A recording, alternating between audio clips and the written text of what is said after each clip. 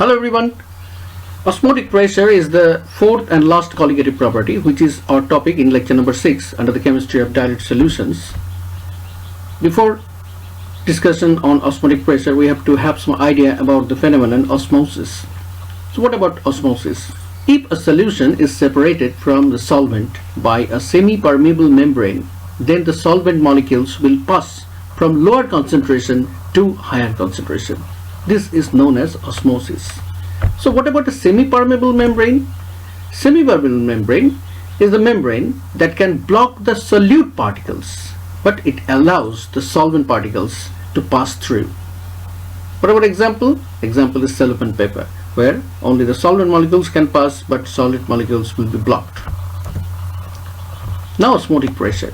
See, here is a U-shaped tube within which there is in the middle of that tube, a cellophane paper or any kind of semi-permeable membrane, and two different things are here. One is a pure solvent, another is a solution. Here in this example, a fresh water and aqueous solution of salt, and these two are separated with the help of a semi-permeable membrane, say a cellophane paper.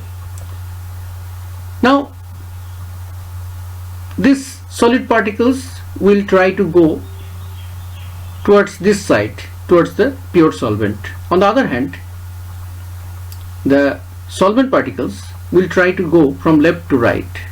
But since the cellophane paper or that semi-permeable membrane blocks the solute particles, so as a result only the solvent particles can move in a unidirectional way from left to right.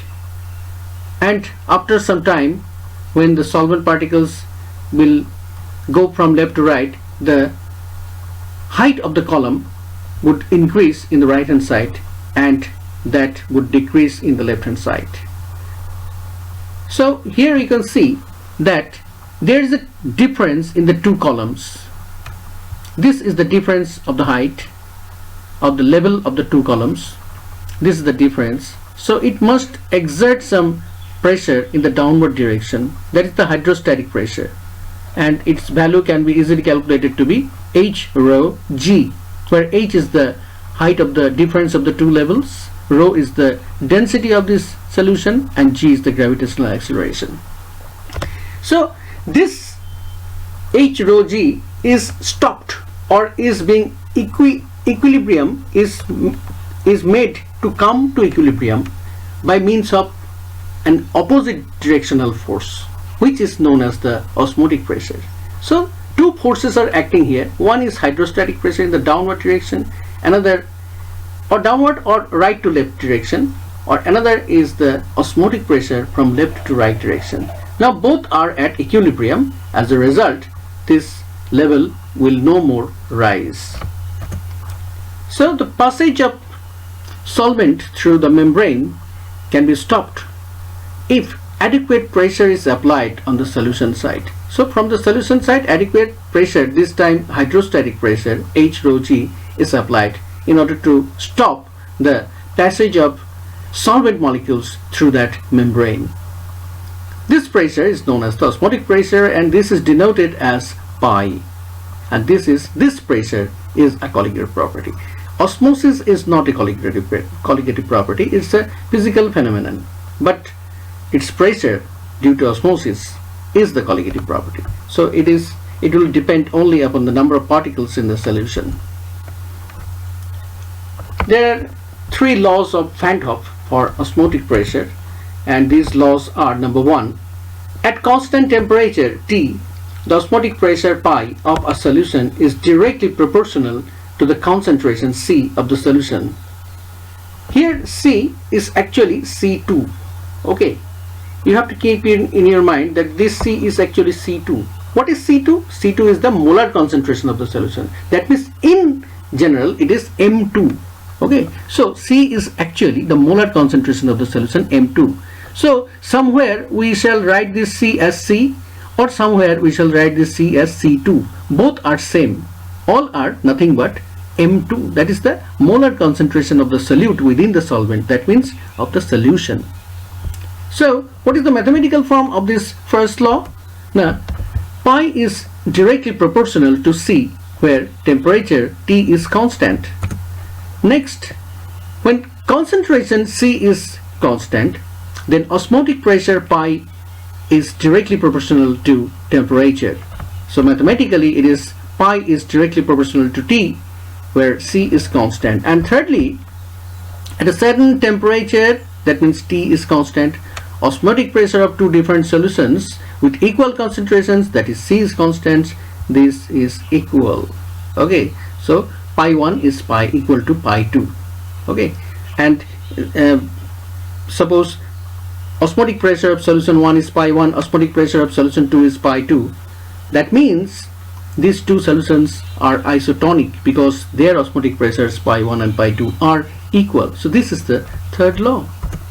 But the condition is temperature and concentration should be constant.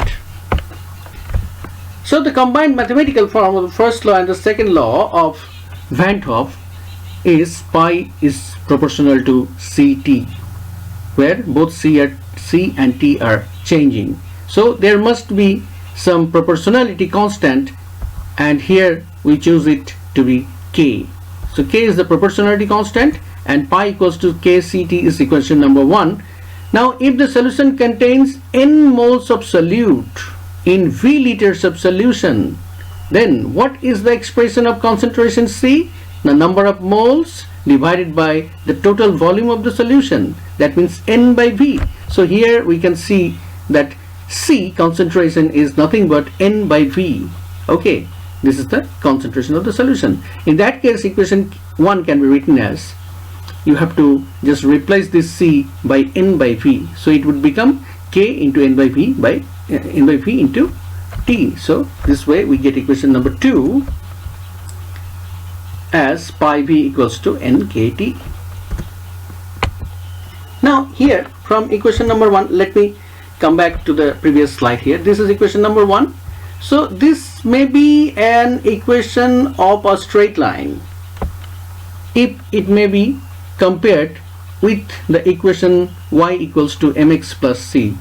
If instead of y you put pi, instead of m you put k, instead of x you put ct, and instead of c, that means the intercept, you put 0, then you must get a straight line passing through the origin because the intercept value is 0 and the slope must be equal to k. So you have to plot pi against ct. Okay, so this is the graphical plot where pi is plotted against ct and the slope tan theta value is actually k, and here you see that the intercept value is 0, that is the straight line is passing through the origin. Now experimentally it was found that this value of k is nothing but 0.0821 liter atmosphere per Kelvin per mole. That means this is actually the universal gas constant.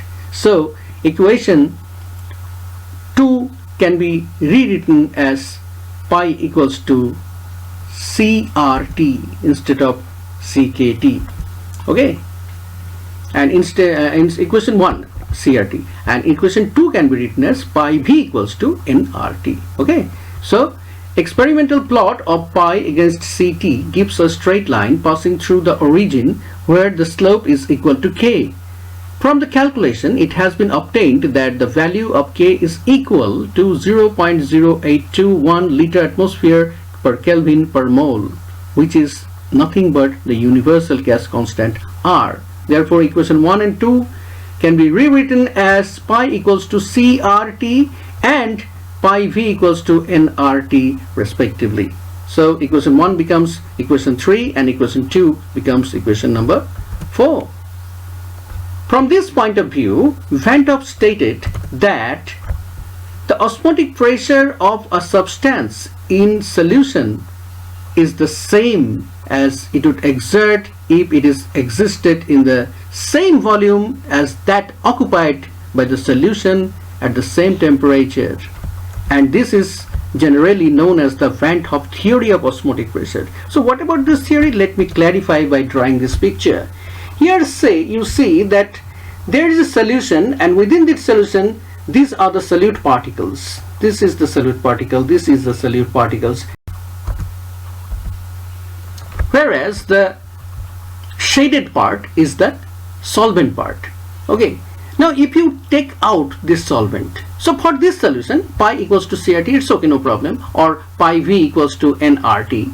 Okay, if you take out the solvent molecules and the solute particles are visualized as the gaseous molecules or gaseous particles, in that case this is nothing but the ideal gas equation. They would behave as if they are the ideal gases and would obey the equation PV equals to nRT or P equals to CRT. Just in place of P, you are just getting the term pi.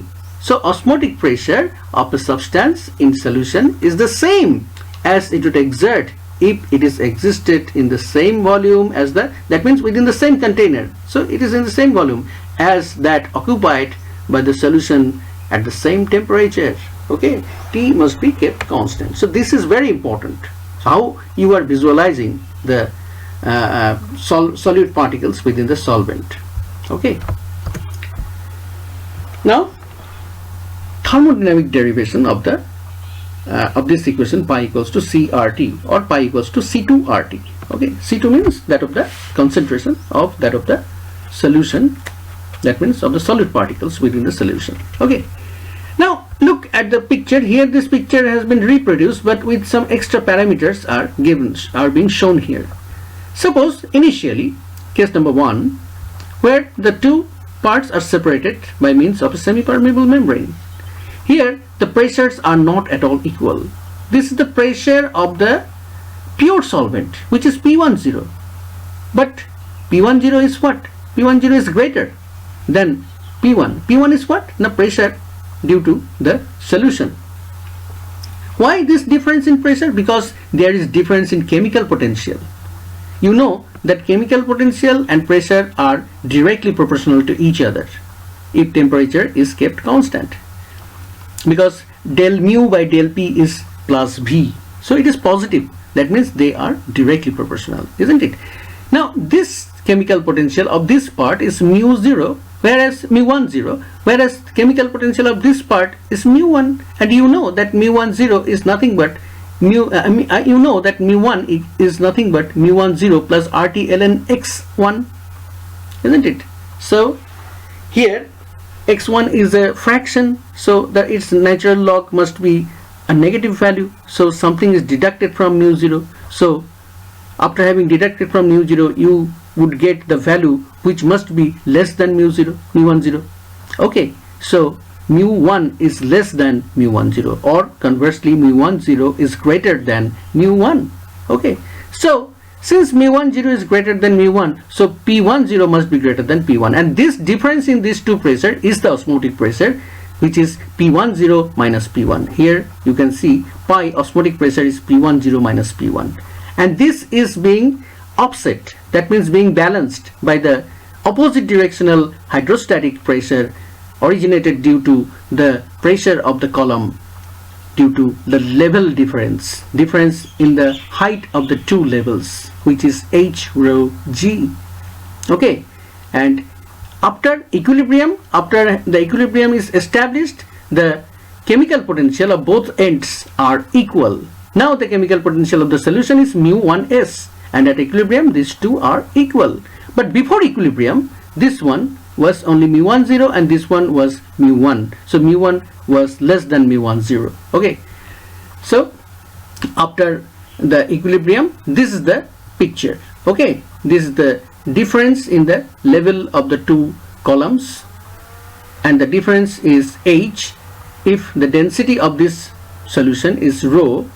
After equilibrium, then it is H rho G. Okay, and this H rho G is the difference between the pressure of these two solutions before equilibrium. Okay, and this is P10 minus P1. Now move on to the calculation. So we know that mu1 equals to mu10 plus RT ln x1. Okay, x1 is the mole fraction of the solvent molecules. This is equation number 1, and case 2, here we get that mu1s, the expression of this mu1s, it must be what? Now it had been mu1 but now something is added due to change in pressure. Its pressure changes from P1 to P10. So lower limit of integration is P1, upper limit of integration is P10. Initial pressure, final pressure. Which one is changing? The chemical potential of the solvent is changing.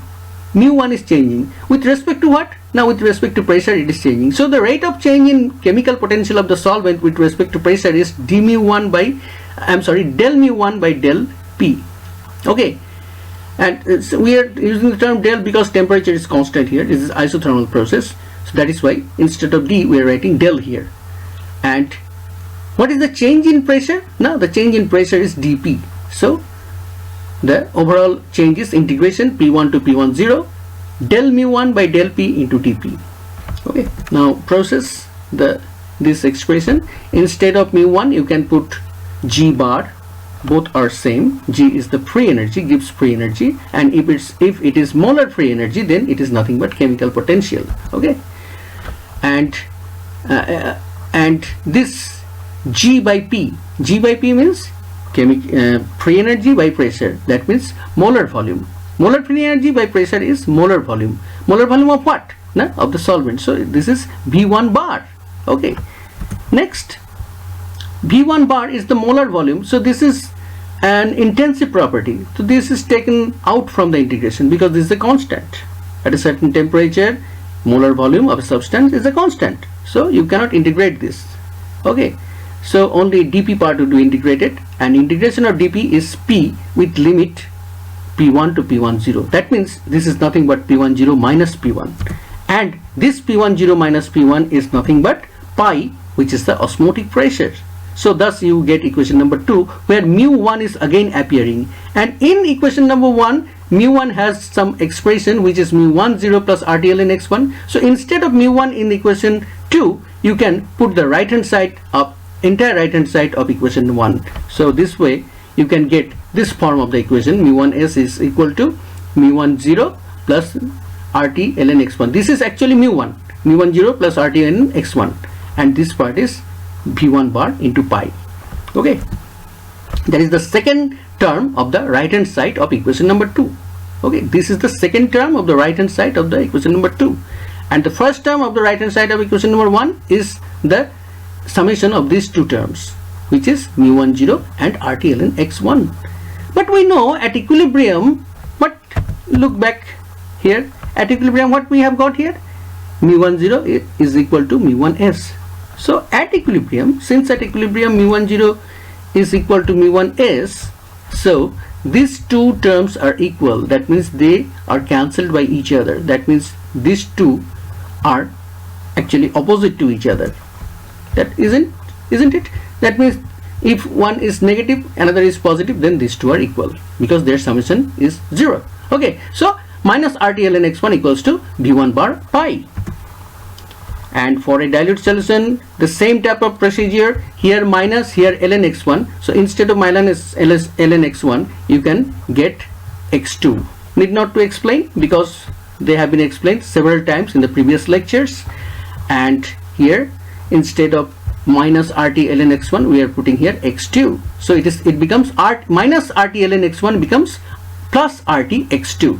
So in the left hand side, you write plus RT x2 equals to the right hand side of this equation, which is V1 bar into pi. So here V1 bar into pi. Now pi is what?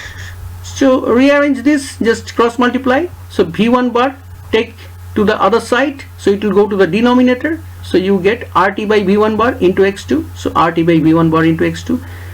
Now this has been actually repeated here, so you must not write this. This is repeated. But here, instead of x2, you are writing n2 by n1 plus n2, and ultimately, since this is a dilute solution, so n1 is very much greater than n2, so you can write this as n2. Okay, this is almost equal to, n1, and finally you get the form RT by V1 bar into n2 by n1. Now V1 bar is the molar volume of the solvent, n1 is the number of moles of the solvent. So molar volume when multiplied with number of moles, then it would result in the overall volume of the solvent. So the overall volume of the solvent is what? Now V1. So the bar is removed from here. Okay. Now the number of moles of the solute divided by the overall volume of the solvent is what? Now the concentration of the solute within the solution, and this can be written as C2. This C2 is nothing but C. Okay. Previously we have written it as C, and actually this is M2. That is the molar concentration of the solute within the solution. Okay. So here we get RT C2. Okay. So we get the relationship pi equals to C2 RT, and let's plot it. So this is the thermodynamic derivation of the expression of osmotic pressure. Okay. So that's all for today. Thank you and have a nice day.